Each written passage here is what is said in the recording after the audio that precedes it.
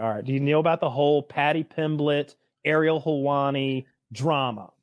I know most of it. I haven't seen Ariel's response because it was an hour and 15 minutes long. I can tell it real fast. So there's a MMA journalist named Ariel Helwani who's on the outs with the UFC, most of all with Dana White. He's been excluded and cut out as many times as Dana White can, but he can't kill him because he's a very popular guy in the industry. Dana White goes on Paddy Pimblett, who is a new and upcoming stars podcast. The boss goes on a junior fighters podcast, and they shit all over Ariel Helwani, and they say some just lots of insults and things, but moreover, like the Paddy's complaint, this very popular young fighter, was that Ariel doesn't pay people that he interviews, and that he's making money off of fighters via his interviews and his platform and his YouTube channel, and they're making him out to be this guy who's just predatory.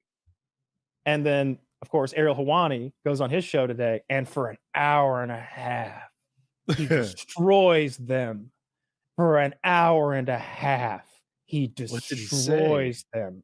He's got text messages and voice memos and evidence. And he's got this, he goes step by step playing everything they said and like taking the high road anytime they call him a scummy cocksucker. And be like, we're not going to deal with that. And then, but then like, he wants step by step showing how that everything they said was kind of silly or a lie, and like setting up the timing. Basically, Paddy goes to Ariel. This is months back. The timeline is this. Paddy goes to Ariel and says, "Hey, could we set up an interview?" Ariel says, "Yeah, we could absolutely do that. Let's set it up." And Paddy's like, "All right, talk to my manager, Mark. He'll get your thing set up." Mark says, "Hey, we'd like you to get a budget together for this interview. You know, we get paid for our time, and a lot of people are doing that now." And Ariel's like, "I don't do that. I don't pay people for interviews. I've never paid for an interview. Sorry, that's not a thing that I do." And so they get into this whole back and forth where Paddy's guy's like offended, and Ariel's like, "Look, Conor McGregor doesn't get paid for interviews. Like, do you think Joe Rogan pays his guests? Do you think, any number of people, Larry King pays his guests? No, these people come on because it's media. That's what we're doing here." And basically, Paddy was made to look a fool, and his Instagram is just him really being shit on. It's been interesting because he's a real fan favorite, but not today. And he's got a big fight coming up this weekend. It's one of those. He's a guy who's trying to rise up the rankings. He's incredibly popular with the fans, but but every fight seemingly is a bit of a bigger test for him. And everybody's like, "Oh, can he be champion?" It's like he hasn't done anything. He hasn't beaten anyone really of note. And it's funny that he's shitting all over Ariel, because he was the guy when it was revealed that Paddy makes $12,000 to show and $12,000 to win. He was the one to be like, "That's horse shit. He just filled an arena. Like he just filled an arena. He just sold pay-per-view, and you're paying him $24,000. Like Paddy the Baddy's a very popular fighter. Kyle knows this, and but he's on the starter contract, which is like what, 12 to show and 12 to win, something like that, and which is pretty low pay for a UFC fighter. For most professional athletes, that's pretty low. Yeah. And so after two fights, he's still on that stupid contract, but he's as popular as the top guys. But he hasn't beaten anybody good. I can't name a person Paddy's beaten, but I can tell you they sing his song when he walks into the octagon. And I can tell you every time he talks, I listen. I don't know what it is about him, but he has it. So I'm captivated by him. I'm captivated by the fact that this guy fights at maybe 155. I think that's right, but I'm not sure. Yes. And balloons to like 205 between fights. He gains 50 fucking pounds. He's unrecognizable. He's one of those people that puts on fat in his face really easily. And he looks like a different human. He looks like a caricature of Fight Night Paddy the Baddy. Like someone photoshopped him and tried to make him call him like Paddy the Fatty. Yeah. And he's like, "You guys body shamed me. You said I could never make weight." I don't know. Look, it works for him. John Jones used to do that too. He'd get really out of shape. Nobody like Paddy. Nobody does it like Paddy. And he didn't do it this time, to be fair. I love his hair. Look at the cheek, like the sunken in cheeks on the right and the swollen ones on the left. Like it, and that's not even his fattest picture. But no, he gets so big, dude. Like he gets disgusting. He's the man. He can fucking do it. And look, we talk about it here so many times. Never calories in and calories the fuck out. Cool. And when you're a professional athlete like that, like you can just do it. think there's a finite number of times you can go up and down like that. It's not great for you. Yeah. And moreover, like I've heard Chael Sonnen make this Bale. point, like the UFC, like in particular, no other sport is like this. Yeah, right. If you stay in shape and you stay fight ready, even if you don't have a fight this weekend, if you're there in town, they can call you up. It's one of those things where like people get cut and bumped and bruised and sprained. I can't fight tonight. And if you're there and you can make the weight and you're a name like he is, you can just jump in. They'll be like, all right, fuck. You can make weight? Yeah. By tomorrow? Absolutely. By right now, if you want. And like those guys can step in and make tens of millions of dollars. It's why it's Conor McGregor would always say yes. Whenever they were like somebody got hurt and they're going to be a different opponent or whatever, it's like, look, we're putting the fight on too. We've sold this shit. Like we're doing it. Like he didn't cancel has Conor ever like pulled out or been the guy who like caused one not to go off? Khabib has. All of your favorite fighters more or less have.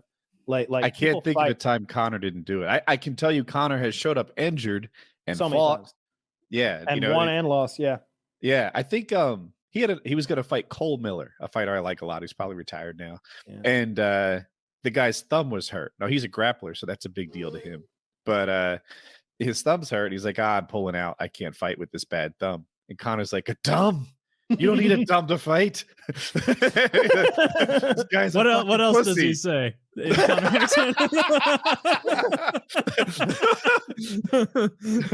He just says "tum" a lot. I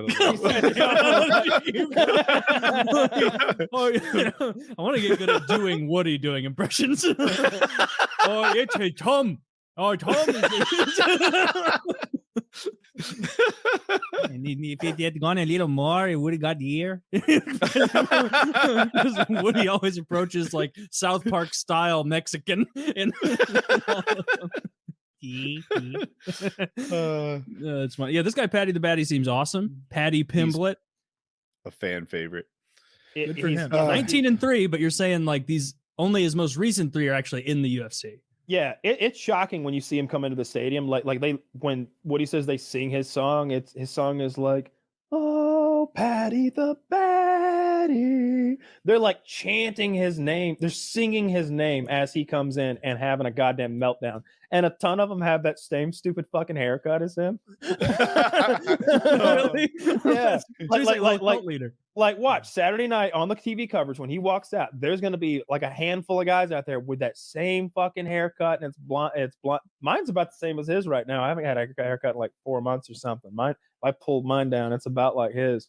But that blonde.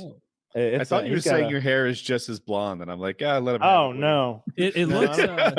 I knew that Paddy the Baddy had like some connection with Dave Portnoy, like the Barstool Sports the BT owner. Sports stuff. Yeah. It looks like they signed him to a 7-figure deal. Barstool did. So like, he's doing good now, seemingly.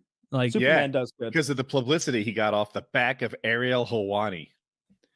But I mean, this is show business, right? Like the fighting matters in the UFC to some degree, but so does the persona and the publicity around it and the fan engagement and everything. Oh yeah. We have no problem with him making money. Yeah. I always tell my wife, like, for a guy to be successful in the UFC, he needs to do 2 things. He needs to fight well, and he needs to be good on the mic. And for a girl to be successful, she needs to fight well, and she needs to be pretty. That's that's how you do it.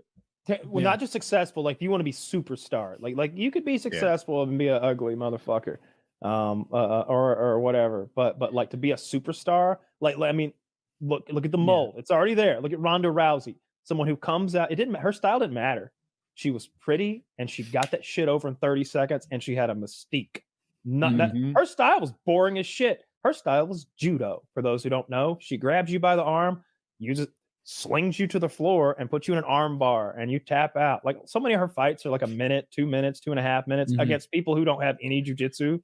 It's she's running through them. But that was the weight class at the time. There weren't a lot of girls with jujitsu. There weren't a lot of girls who could stand and bang and like had good boxing. And she just ran through them, and she was really pretty. And she's pretty good on the microphone too. I watched her Howard Stern interview, and I thought, wow, she's okay, good. She's representing herself in the sport well. Because whenever you see MMA has gotten huge in the last 2 or 3 years, especially with the pandemic. The pandemic was amazing for it. But man, I feel 7 years ago, I can remember people talking shit on the growth numbers and stuff. And like Dana was having to defend his numbers and he'd be like, yeah, but maybe last week didn't go so well, but look at this number. It was kind of like that. It wasn't like it was in decline, but it wasn't gangbusters. But since that buyout deal and all that stuff, it's been huge. To me, in my world anyway, maybe all my algorithms just feed me UFC, but seems to me in my little world that the UFC is a big deal. Yeah. It's doing well.